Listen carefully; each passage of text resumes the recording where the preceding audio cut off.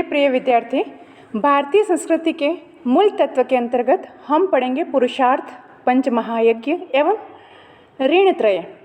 मैं डॉक्टर सीमा शकुनी, एसबीपी राजकीय महाविद्यालय डूंगरपुर से।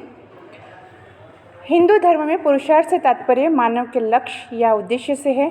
पुरुषै अर्थते इति पुरुषार्थ। पुरुषार्थ का अर्थ है पुरुष प्लस अर्थ, अर्थात मानव को क्या प्राप्त करने का प्रयत्न करना चाहिए। प्रायः मनुष्य के लिए वेदों में 4 पुरुषार्थों का नाम लिया गया है: धर्म, अर्थ, काम और मोक्ष।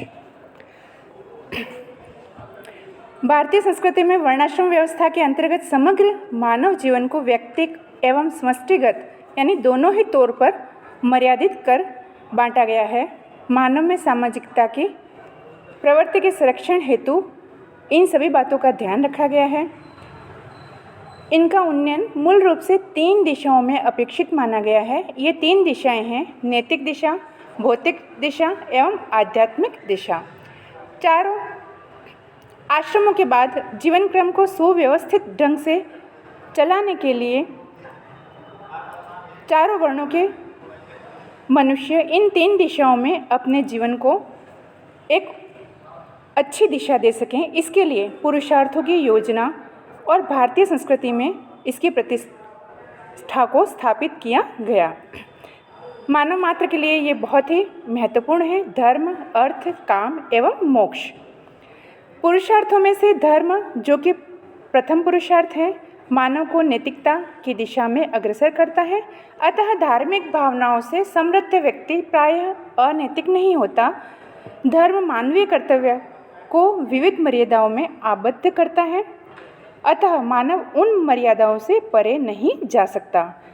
धर्म की मर्यादा ही मानव को बाध्य करती है। मानव संयम एवं नियम के अनुसार चले, विपरीत दिशा में चलने पर या धार्मिक मर्यादाओं का उल्लंघन करने पर मानव को असामाजिक कहा जाता है।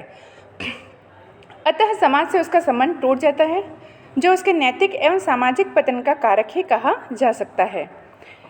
अर्थ एवं काम रूप 2 पुरुषार्थ मानव को भौतिक दिशा की ओर अग्रसर करते हैं। भौतिक जीवन पूर्णतया लोक व्यवहार पर आधारित होता है। लोक व्यवहार हेतु अर्थ आवश्यक है। भौतिक संसाधनों की आपूर्ति अर्थ के बिना असंभव है। यदि मानव को भौतिक संसाधनों की प्राप्ति नहीं होगी तो वह जीवन को निरर्थक समझने लगेगा। लौकिक जीवन की उपयोगिता के लिए अर्थोपार्जन बहुत ही महत्वपूर्ण है और ये सभी जानते हैं कि बिना अर्थोपार्जन के जीवन जो है वो व्यवस्थित नहीं होता। अर्थ के साथ ही साथ काम भी प्राणी मात्र के मन तुष्टि का कारक है।